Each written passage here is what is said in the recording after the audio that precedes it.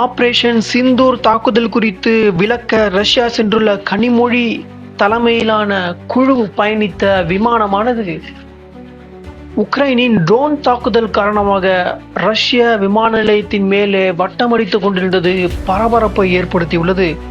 ரஷ்ய தலைநகரில் உள்ள மாஸ்கோவில் உள்ள விமான நிலையத்தின் வான்பரப்பிலேயே கனிமொழி எம்பி பயணித்த விமானம் வட்டமடித்துக் கொண்டிருந்தது பரபரப்பை ஏற்படுத்தியுள்ளது.